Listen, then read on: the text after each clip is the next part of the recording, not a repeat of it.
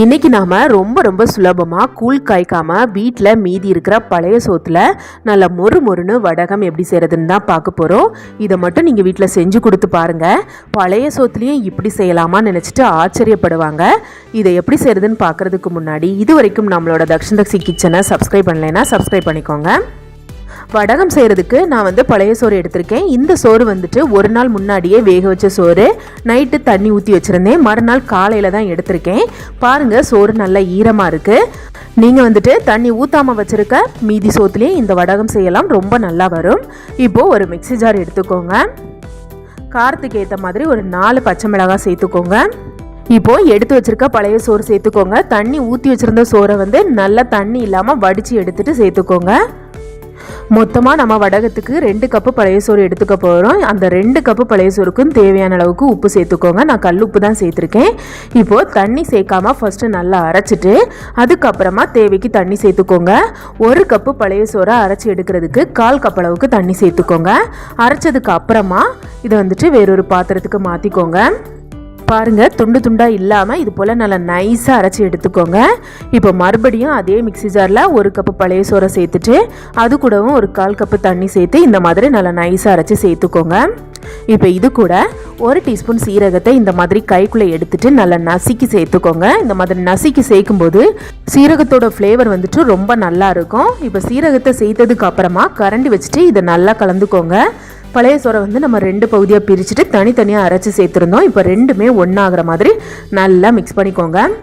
மாவோட பக்குவத்தை பாருங்கள், ரொம்ப லூஸாகவும் இல்லை ரொம்ப கெட்டியாகவும் இல்லை, இந்த பக்குவத்துக்கு இருக்கணும். இப்போ நல்லா மிக்ஸ் பண்ணதுக்கு அப்புறமா உப்பு போதுமான்னு பார்த்துக்கோங்க. எனக்கு கொஞ்சம் உப்பு கம்மியாக தான் இருந்துச்சு, நான் மறுபடியும் உப்பு சேர்த்துக்கிறேன். ரெண்டாவது நீங்கள் உப்பு சேர்க்குறதா இருந்தால் பொடி உப்பு தான் சேர்த்துக்கணும், அப்போ தான் இதை மிக்ஸ் பண்ணும்போது கரையும். இப்போ பாருங்கள், மாவு ரெடியாக இருக்குது. இனி நாம் இதை பிளாஸ்டிக் கவரில் இந்த மாதிரி கொஞ்சம் கொஞ்சமாக ஊற்றிட்டு தோசைக்கு விரிக்கிற மாதிரி விரிச்சுக்கோங்க. ரொம்ப ஒல்லியாக விரிச்சிடக்கூடாது, லைட்டாக திக்னஸ் இருக்கிற மாதிரி விரிச்சுக்கோங்க. அதுபோல் ரொம்ப வண்ணமாகவும் விரிச்சிடக்கூடாது. இந்தளவுக்கு நம்ம திக்னஸாக விரித்து எடுத்தோன்னா தான் காஞ்சி வரும்போது கரெக்டாக இருக்கும்.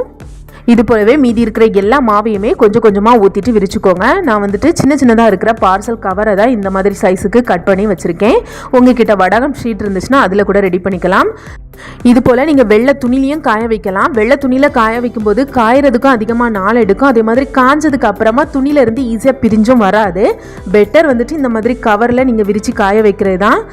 இந்த மாதிரி செஞ்சிங்கன்னா சீக்கிரமாகவே காஞ்சி வந்துடும். காஞ்சதுக்கு அப்புறமா கவர்லேருந்து தானாகவே பிரிஞ்சு வந்துடும். வெயில் வரதுக்கு முன்னாடியே இந்த மாதிரி ஊற்றி வச்சுக்கோங்க. இப்போ பாருங்கள், லைட்டாக வெயில் வர ஆரம்பிச்சிருச்சு. எப்போல்லாம் எனக்கு சூரிய பகவான் தேவைப்படுறாங்களோ அப்போல்லாம் மறைஞ்சிருவாங்க. அன்னைக்கு பார்த்து செம்ம மழை. ஈவினிங் 4 மணிக்கு நல்ல மழை. நல்ல வேலை மழை வரதுக்கு முன்னாடி எல்லாத்தையுமே வீட்டுக்கு எடுத்துட்டு இப்போ ஃபேனுக்கு கீழே தான் காய வச்சுருக்கேன். ஏதோ காலையில் ஃபுல்லாக வெயில் அடித்ததுனால எனக்கு ஓரளவுக்கு நல்லாவே காஞ்சிருச்சு.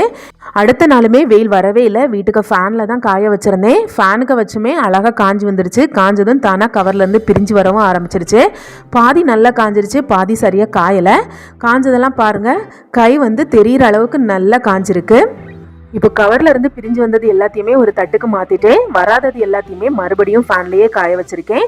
இப்போ அடுத்த நாள் மூணாவது நாள் கொஞ்சமாக வெயில் அடிக்க ஆரம்பிச்சிருச்சு. அதனால வெயிலில் கடைசி நாள் காய வச்சுட்டேன். மொத்தமாக நம்ம இதை 3 நாளைக்கு வெயிலில் காய வைக்கணும்.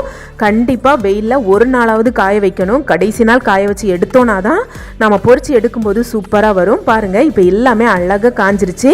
கண்டிப்பாக நம்ம இந்த வடகத்தை வெயிலில் காய வச்சே ஆகணும். காய வச்சு எடுத்தால் மட்டும்தான் இதை நம்ம ரொம்ப நாளைக்கு ஸ்டோர் பண்ணி வச்சுக்க முடியும். நல்லா காஞ்சதுக்கு அப்புறமா ஒரு ஏர்டைட்டான டப்பாவில் சேர்த்துட்டு ஸ்டோர் பண்ணி வச்சுக்கோங்க. தேவைப்படுறப்பெல்லாம் எடுத்து பொரிச்சுக்கோங்க. இந்த மாதிரி வெயில் தேவைப்படக்கூடிய நேரத்தில் தான் மழை பொழியோன்னு சொல்கிறவங்கலாம் மறக்காமல் கமெண்ட் பண்ணுங்கள். இனி நம்ம இதை பொரிக்கிறதுக்கு நல்ல சூடான எண்ணெயில் போட்டு பொரிச்சு எடுங்க. அப்போ தான் டக்குன்னு பொரிஞ்சு வரும். எண்ணெய் ரொம்ப சூடாக இல்லைன்னா இது டக்குன்னு பொரியாது. கலரும் நல்லா செவந்து வந்த மாதிரி இருக்கும். நல்லா ஹை ஃப்ளேமில் வச்சுட்டு எண்ணெயை நல்லா சூடு பண்ணிவிட்டு பொரிச்சு எடுத்திங்கன்னா டக்குன்னு பொரிஞ்சு வரும். பாருங்கள், நல்லா வெள்ளர்னு வந்திருக்கு. இது போலவே உங்களுக்கு தேவைப்பட்ட நேரத்தில் எண்ணெயில் போட்டு பொரிச்சு எடுங்க. ஹை ஃப்ளேமில் வச்சு பொரிச்சு எடுங்க. அவ்வளோதாங்க, பழைய சோத்தில் ரொம்பவே சூப்பராக வடகம் எப்படி செய்கிறதுன்னு பார்த்துருக்கோம். கண்டிப்பாக இந்த வடகத்தை செஞ்சு பாருங்கள். நல்லா மொறுன்னு இருக்கும். இப்போ நான் எடுத்து உடச்சி காமிக்கிறேன் பாருங்கள். எவ்வளோ அழகாக பொடியாக தூளாக பொடிஞ்சு போகுது பாருங்கள். கண்டிப்பாக இந்த வடகம் ரெசிபி உங்கள் எல்லாத்துக்குமே பிடிச்சிருந்தா வீடியோக்கு லைக் பண்ணுங்கள், கமெண்ட் பண்ணுங்கள், உங்களோட ஃப்ரெண்ட்ஸ் அண்ட் ஃபேமிலி கூடயும் ஷேர் பண்ணுங்கள்.